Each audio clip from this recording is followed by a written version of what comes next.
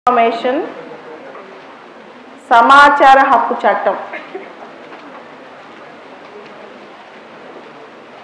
October 12, 2005 right to information అనేది October 12, 2005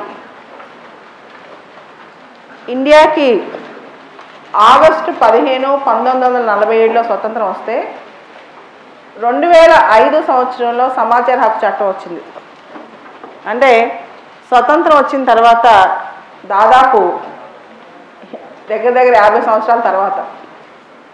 అదే Scandinavian దేశాల్లో సమాచార హక్కు అనేది 100 సంవత్సరాల క్రితం నుంచి ఉంది.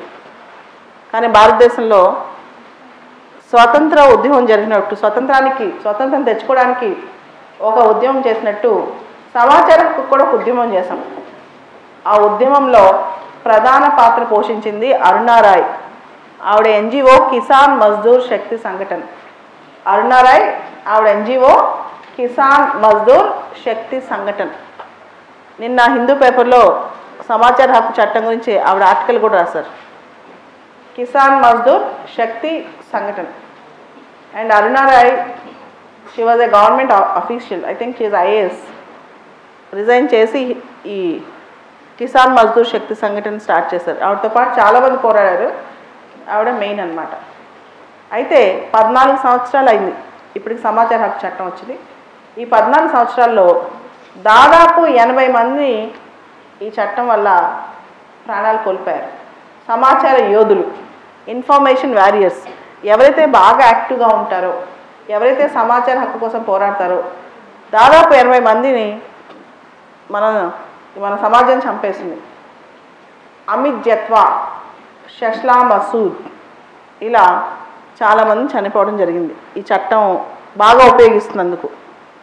అదేవిధంగా ప్రతి సంవత్సరం 60 లక్షల petitions, right to information applications వేస్తున్నారు. దాదాపు 60 lakhs అన్నమాట. ఈ రైట్ టు ఇన్ఫర్మేషన్ అప్లికేషన్స్లో 84% of the applications urban areas నుంచే వస్తున్నాయి. 14% మాత్రం రూరల్ ఏరియాస్. అండ్ వీటిలో రిపీటెడ్ అప్లికెంట్స్ చాలా ఎక్కువ మంది ఉన్నారు. రిపీటెడ్ అప్లికెంట్స్ అంటే ఎక్కువ మంది వేసిన వాళ్ళే తిరిగి వేయటం, ఎక్కువ మంది అదే పనిలో ఉండటం జరుగుతుంది. Women applicants 8 to 9% మించట్లేదు. మొత్తం ఆర్టీఐ అప్లికేషన్స్లో మహిళలు అప్లై చేయటం అనేది కేవలం 8 నుంచి 9% మాత్రమే ఉంది. అయితే ఆర్టీఐ యాక్ట్ గత 2-3 రోజుల నుంచి న్యూస్లో ఉంది.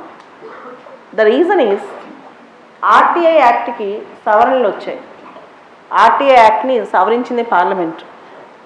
Section 13, section 16, section 27. Section 13, section 16, section 27 ఈ 3 సెక్షన్లో మార్పులు వచ్చాయి. సెక్షన్ 13 కేంద్రం సెంట్రల్ లెవెల్లో సెంట్రల్ ఇన్ఫర్మేషన్ కమిషన్ వాళ్ళ యొక్క టెన్యూర్, పదవీ కాలం ఇవన్నీ. సెక్షన్ 16 స్టేట్ లెవెల్లో ఉన్న స్టేట్ ఇన్ఫర్మేషన్ కమిషనర్స్ వాళ్ళ యొక్క టెన్యూర్, వాళ్ళ యొక్క శాలరీ అలవెన్సెస్ అవన్నీ. అలానే section 27 power to make rules by appropriate government. అంటే ప్రభుత్వం ఆర్టీఐకి సంబంధించి, ఆర్టీఐ చట్టానికి సంబంధించి రూల్స్ చేసే అధికారం సెక్షన్ 27 అన్నమాట. ఈ 3 సెక్షన్లో దృష్టిలో పెట్టుకుని మార్పులు జరిగాయి. ఈ మార్పులు వెనకాల కారణం అసలు ఏమంది, గవర్నమెంట్ ఏమందంటే, ఇప్పటి వరకు central information commission, state information commission వీళ్ళ యొక్క సెక్యూరిటీ ఆఫ్ టెన్యూర్, వీళ్ళ యొక్క పదవీ కాలం కానీ, వీళ్ళ యొక్క జీతభత్యాలు కానీ ఎలక్షన్ కమిషన్తో సమానంగా ఉండేవి అన్నమాట. ఎలక్షన్ కమిషన్తో సమానంగా ఉండేవి. అయితే గవర్నమెంట్ వాదన ఏంటంటే, election commission is a constitutional body, information commission is a statutory body అని. కాన్స్టిట్యూషన్ బాడీ అంటే రాజ్యాంగబద్ధమైన సంస్థ, రాజ్యాంగంలో దాని గురించి పేర్కొనబడి ఉంది అని. స్టాట్యుటరీ బాడీ అంటే ఒక చట్టంతో క్రియేట్ అవ్వబడింది అని. ఇన్ఫర్మేషన్ కమిషన్ అనేది ఆర్టీఐ యాక్ట్ ద్వారా క్రియేట్ అవ్వబడింది. ఎలక్షన్ కమిషన్ అనేది కాన్స్టిట్యూషన్లో ఆర్టికల్ 324లో ఉంది. సో కాన్స్టిట్యూషనల్ బాడీని స్టాట్యుటరీ బాడీని ఒకే విధంగా చూడలేమని చెప్పి గవర్నమెంట్ చెప్పింది. అయితే 2005లో డ్రాఫ్ట్ చట్టంలో ఆర్టీఐ డ్రాఫ్ట్ చేసినప్పుడు ఎలక్షన్ కమిషనర్కి సంబంధించి ఉన్నాయి ఆర్టీఐ కమిషనర్కి ఒకే విధంగా ఉండాలని ఎక్కడ లేదు. అయితే ఈ డ్రాఫ్ట్ చట్టం గురించి చర్చించడానికి ఒక పార్లమెంటరీ కమిటీ, దాని చైర్మన్ నా చెప్పాన్ కమిటీ రికమెండ్ చేసింది. ఆర్టీఐ అనేది చాలా గొప్ప పని. రైట్ టు ఇన్ఫర్మేషన్ సంబంధించిన institutions, central information commission, state information commission. Central information కమిషన్లో ఒక సెంట్రల్ ఇన్ఫర్మేషన్ కమిషనర్, 10 మంది ఇన్ఫర్మేషన్ కమిషనర్స్ ఉంటారు. ఈ సెంట్రల్ ఇన్ఫర్మేషన్ కమిషన్ సంబంధించి సెంట్రల్ ఇన్ఫర్మేషన్ కమిషన్ పదవీ కాలం కానీ జీతభత్యాలు కానీ చీఫ్ ఎలక్షన్ కమిషనర్తో సమానంగా ఉండాలి. అలానే ఇన్ఫర్మేషన్ కమిషనర్స్ వాళ్ళవన్నీ కూడా మామూలు ఎలక్షన్ కమిషనర్స్తో సమానంగా ఉండాలి అని చెప్పి. అయితే ఇప్పుడు గవర్నమెంట్ ఏమంటుందంటే అలా అవసరం లేదు. Central government might make rules for the security of tenure for salaries and allowances. వాళ్ళకి ఎలక్షన్ కమిషన్కి ఈక్వల్గా ఉండాల్సిన అవసరం లేదని చెప్పి ఇప్పుడు సెంట్రల్ గవర్నమెంట్ అంటుంది. సెంట్రల్ గవర్నమెంట్ వాదన ఇంకోటి కూడా ఉంది. ఆ వాదన ఏంటంటే ఇప్పుడు సెంట్రల్ ఇన్ఫర్మేషన్ కమిషనర్ ఇచ్చిన అవార్డ్ ఏదైతే జడ్జిమెంట్ ఉందో, ఫైనల్ ఆర్డర్ ఏదైతే ఉందో అది హైకోర్టుకు అప్పీల్ వెళ్ళొచ్చు. సో ఒక హైకోర్టు పరిధిలోకి వచ్చే సెంట్రల్ ఇన్ఫర్మేషన్ కమిషన్ ఆ చైర్మన్ అంటే సెంట్రల్ ఇన్ఫర్మేషన్ కమిషనర్ మాత్రం సుప్రీంకోర్టు చీఫ్ ఎలక్షన్ కమిషనర్కి ఇచ్చేంత లెవెల్ ఎందుకు ఇవ్వాలి అనేది ఒక వాదన అనమాట. చీఫ్ ఎలక్షన్ కమిషనర్కి ఇచ్చేంత లెవెల్ ఎందుకు ఇవ్వాలి అని. అయితే ఎలక్షన్ పిటిషన్స్ కూడా హైకోర్టుకి వెళ్తాయి. అయినంత మాత్రాన చీఫ్ ఎలక్షన్ కమిషనర్ తక్కువ అని అర్థమే. ఎలక్షన్ పిటిషన్స్ కూడా హైకోర్టుకి వెళ్తాయి, చీఫ్ ఎలక్షన్ కమిషనర్ తక్కువ అని అర్థమా? సో ఈ యొక్క సవరణ, ఈ అమెండ్మెంట్ సమాచార హక్కు అనే దాన్ని డైల్యూట్ చేస్తుంది. సమాచార హక్కును నిలబెట్టే సంస్థ సెంట్రల్ ఇన్ఫర్మేషన్ కమిషన్ని, స్టేట్ ఇన్ఫర్మేషన్ కమిషన్ని ఎక్కువగా సెంట్రల్ గవర్నమెంట్ చేతిలో ఉంచుకోవడానికి ట్రై చేస్తుందని చెప్పి వాదన.